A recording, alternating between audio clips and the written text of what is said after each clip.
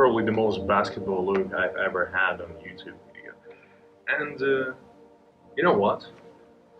Actually, I think Chicago Bulls was probably the first basketball team I've ever heard. When I was like 3 or 4, I think Dad brought house like this small rip-off of Chicago Bulls basketball cap.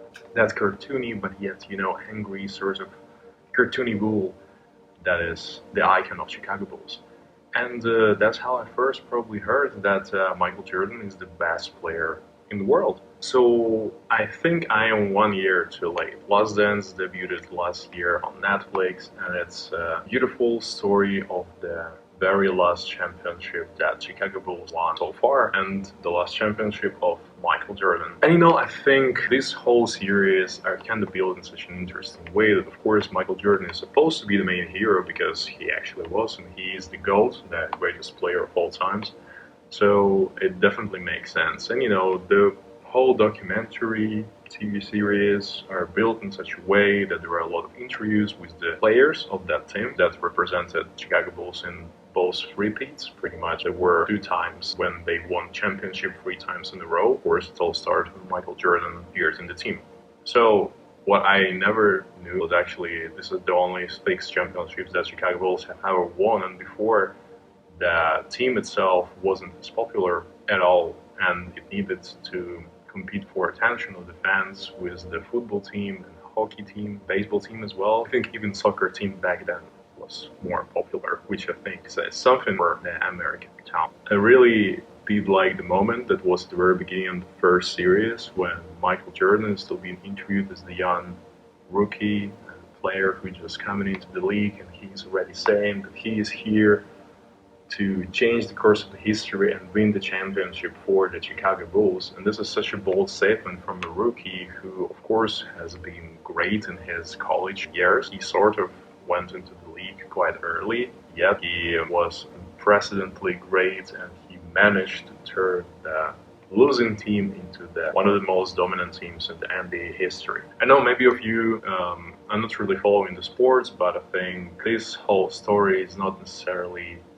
something that is only for sport fanatics. It's also for, I think, everyone, and everybody can find great dramas and stories in it. And I think both MJ and, of course, Scottie Pippen and especially Dennis Rodman are such outspoken people and such different characters. It's really interesting that Netflix built also their own stories, and we also learn more about how Scottie Pippen was growing up and what kind of player he became, even though he probably wasn't the greatest player, but together working with Michael, other players in Chicago Bulls team, and of course the coach, Phil Jackson, who is probably one of the best coaches in NBA history, who managed to win the 6 championships with Chicago Bulls and also a few championships with Lakers.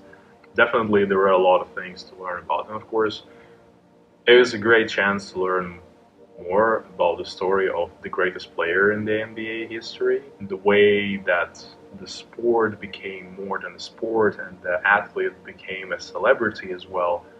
So it was just this time when this whole media entertainment sport was becoming part of it, and MJ has become an idol overall across the world, and the way that NBA American Dream Team was playing in the Olympic Games with Magic Johnson and Larry Bird. They all just crushed everyone, of course. Let's be honest, there is nobody else like Americans who know how to play this game.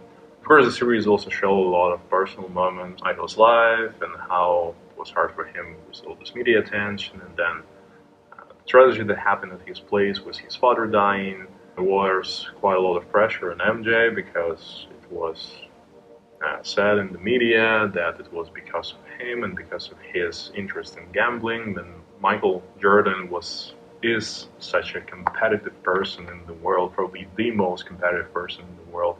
Probably anything can sparkle the competitiveness in him.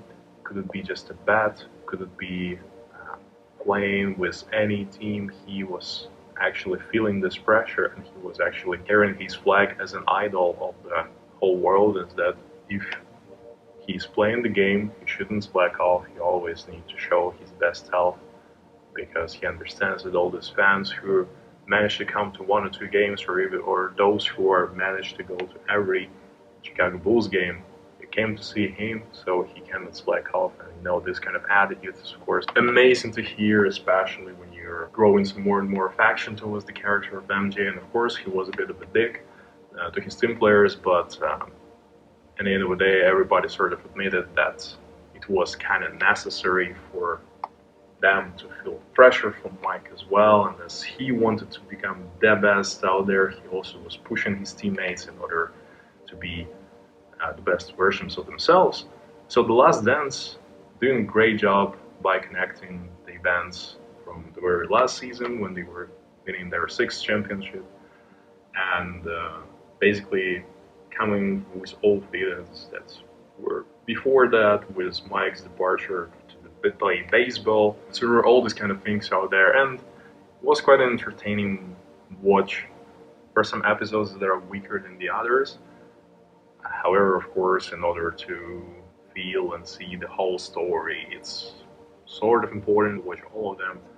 I think it's especially recommended for everybody who's interested in sport, who want to learn more about basketball. And I think if you're really unfamiliar, couldn't care less about it, I understand. But maybe just from more of a interest point of view, if you're gonna check it out, perhaps you will find some new interest in this beautiful sport. This will be sort of a discovery for you that around this whole culture and how it all appeared and why cool shoes like this appeared in the first place. And of course, here I'm wearing the shoes that were dedicated to another GOAT, LeBron James.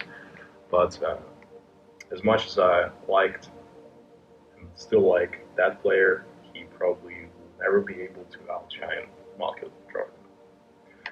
Well, thank you all guys for listening, and I hope you enjoy that. And if you would decide to check out The Last Dance, you still should do it. And I know I'm like a little bit too late, but hey, it's never too late to talk about something that is interesting and cool. So, play basketball. See you next time.